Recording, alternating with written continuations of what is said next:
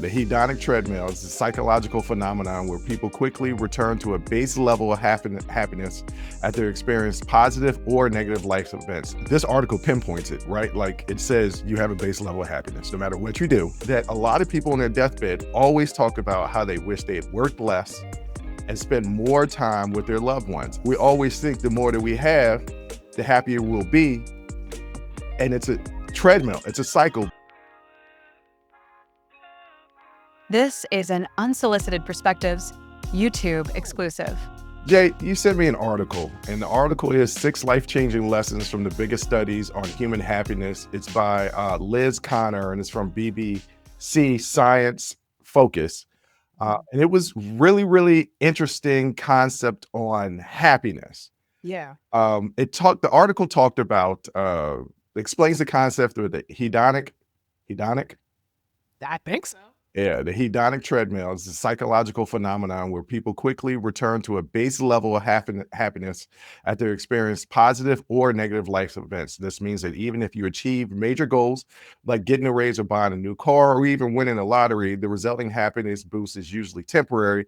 Over time, people adapt to their new circumstances and revert back to their previous happiness level. And as I was reading this article, it all kind of really made sense because we do these things that are temporary fixes. Yeah. And we're like, oh, I get this boost of dopamine, right? And it's like, Yep. oh, I'm happy. And then you get used to whatever it is that you have, and that doesn't make you happy anymore. Yeah. And so it made me think about how dissatisfied people are sometimes, right? Where they're like, man, I'm doing all this stuff, I'm buying these things, and I'm happy, but not for long, you know? And it's because you return to that like baseline level of happiness. And that's like your relatively stable level of like that's where you're at. And I wonder, is it how do you increase that baseline level of happiness then? I guess that's what people are looking for.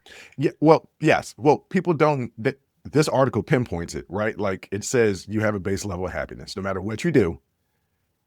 That there is a base level. There is like a scale from 1 to 10, wherever your base level of happiness is, no matter what you do, positive or negative, right? Because it's saying positive events and negative events can affect you.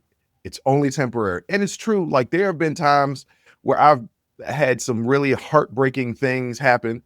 And it's just like, oh, I'm never going to get over it. Yeah, you do. You do. You eventually go back to your base level of happiness. Yeah.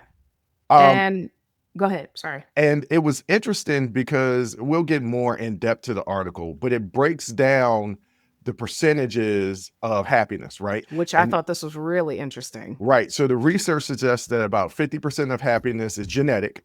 So it's just you're born with this base level of happiness, and that's 50% of that base level of happiness is just, it comes from the parents and your ancestors, right?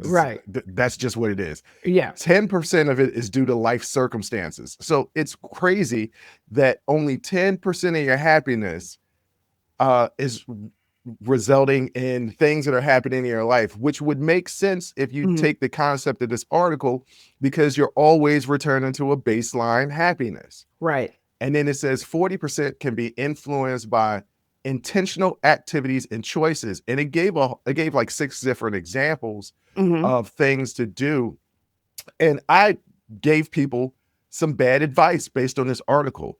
I was saying, do these daily affirmations and it'll start your day off right. And don't stop doing that. But that's not going to bring you happiness. And what ends up happening is, and it happened to me with my daily affirmations, like some mornings I forget to do it. Right. Yeah. And it becomes a routine and you just forget to do it and it loses its effect. And I think that affirmations, though, are more about your sense of self-worth and self-esteem. And I feel like that does contribute to your happiness. Like, I definitely think that it does. But I think that idea of like your self-worth is like a separate thing from your overall happiness, though. So I still think affirmations are a great idea. I think they're one and the same. I think your self-worth and your self-esteem and your happiness go hand in hand. If you're happy, then you have a lot of self-esteem and a lot of self-worth. If you're don't have a lot of self-esteem or self-worth, then you're not going to be happy. I definitely think they influence one another, but I don't think you it's necessarily like you can have a high sense of self-worth and not be happy because of your life circumstances. Maybe you're not being appreciated at your job. Maybe you're in a bad relationship and you know that you deserve more because you have a high sense of self-worth, but it's just because of your life circumstances, you're not happy. Okay. I mean, maybe.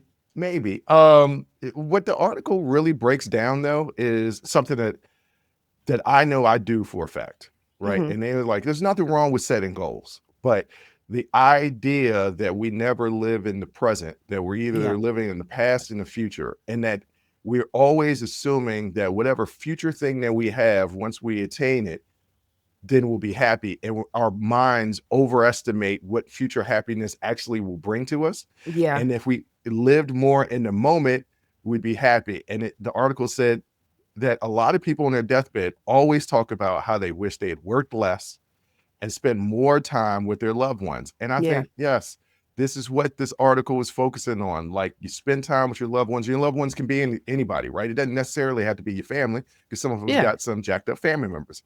But whatever your family is, whether it's friends or whatever, like that alone makes you happy. And it surprisingly, it said community, like even talking to strangers, even introverts and extroverts, a small interaction with people will bring happiness. And it even said, and I thought this was going to be the death knell for human communication, it even said these new AI chat bots that people are communicating with, like the AI fake girlfriends and boyfriends that people can wake up in the morning and have a conversation with, like that also can contribute to happiness. And I was like, that's kind of dope. Yeah. I mean, it's still an interaction, right? It's just all about how you perceive it. Right. So, there are some people that will look at it and be like, it's not an authentic interaction. But there will be some people who look at it and be like, how is this not an authentic interaction? So it's just based on your perception. So the whole point is just that you're building connection. Yeah. So that increases your happiness. So this term was coined in 1971 by psychologists Philip Brickman and Donald Campbell. And, it basically describes how humans are wired to adapt changes, whether they're good or bad. You maintain a relatively stable level of happiness over time. Like, you always revert back to the mean. And what they were saying is that these short-term impacts of happiness are not going to do it. And I know that I set goals, but I'm always moving the goalpost. Yeah. I'm always like, okay, once I hit this goal, I'll be happy. Prime example, this podcast. We're about to hit 20,000 subscribers. By the time this airs, we'll probably be at 20,000 subscribers, right? Yeah. We're about to hit 400 public watch hours that is going to make us monetize. We're going to have that in a month. We're 750 hours away. We're averaging about 30 to 33 watched hours each day, right? Yeah. Like, this is an accomplishment. Yeah. That was the goal. Now the goalpost has just been moved. Now it's been like, now, since we're going to be making some money, we want to make some money. Right. And the more money that we make is going to be like more. And it's saying that humans, the article was saying, just our human nature is always more. Yeah. Enough is never enough. We always crave more. And we always think the more that we have, the happier we'll be. And it's a treadmill. It's a cycle, because we will attain more. It'll make us briefly happy. We'll get used to that more that we have and need even more. And so saying live in the moment. And it's be mindful of that. And that's so very, very important, because we do live for the future. I missed out this whole year. I don't know what's happened this year because I've been so focused on work. We're in June now. We are in June. What the hell happened with January, February, March, April, and May? I don't know. Yeah. What the hell happened to the last 3 years of my life? I don't know, because I've been so head down moving forward. And it's to achieve these goals that even when I achieve them, there'll be new goals that I set. And so I need to just be mindful, sit in the presence of life is good. Yeah, that's why I think, and I was so happy I came across the term hedonic treadmill, and why it's so important, because it really explains why, like, this idea of lasting happiness can be so elusive, and why chasing these like external rewards, right? Like wealth or status, often does not lead to like that long-term happiness. You could see, you meet a lot of rich people that are miserable, Mm-hmm. right? Famous people that you know, take their lives. And you wonder, you had wealth and status, what happened, right? And so what it suggests is that to really improve your well-being, like over the long term, you should focus on intentional habits and mindset shifts rather than chasing new achievements or possessions. Like, those things are cool. It's great to have new things, and you definitely should have goals and dreams and things you want to accomplish, but you also got to remember to be intentional about the day-to-day stuff Mm-hmm. and how you're thinking about things day to day. Don't be so focused on the end goal, Right. but enjoy the journey. Exactly. And we talk about this stuff all the time in life in general, just everyday audiences. Like, everybody says this, we got to enjoy each moment. No, actually listen to yourself when you actually say this. We have to enjoy the moment.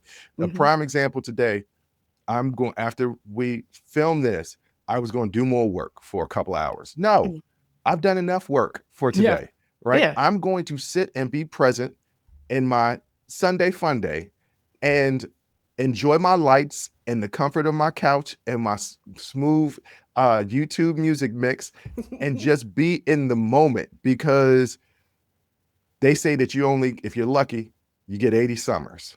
I'm on my 45th summer. Yeah. I need to enjoy it. I can't sit back and watch this time fly by and I'm like, what the hell happened? Like, I hung out with my bestie yesterday, and that was so dope that I got to spend time with her. She's going to be moving soon. And so I'm going to get to spend less and less time with her. These moments that I spend with her are so very, very important. Yeah. Because it can all end tomorrow. So it doesn't matter what your future goals are, because we can't determine, well, I mean, we can in some regard, but we don't know when our last breath is going to be taken. So Exactly. we really have to live in the moment. 80 summers. Yeah. 80 summers. If you're lucky. If you're lucky. But yeah, no. So ladies and gentlemen, the article suggests to focus on less discussed strategies, such as varying routines, seeking new experiences, focus on intrinsic. Yeah, I was going to get it out eventually. Intrinsic goals and building more social connections. Stop comparing yourself to these influencers on social media. It's fake anyway. Yeah. They're not really living like that. They live like that for the moment, but not all the time, trust me. And the more money that you attain, it will give you comfort, but it won't give you more happiness. There's happiness and comfort, but as you get used to more money, I know the more money you make, you get used to it, you need more money because you increase your expenses. So that won't bring you happiness. Notorious B.I.G. said it best: more money, more problems.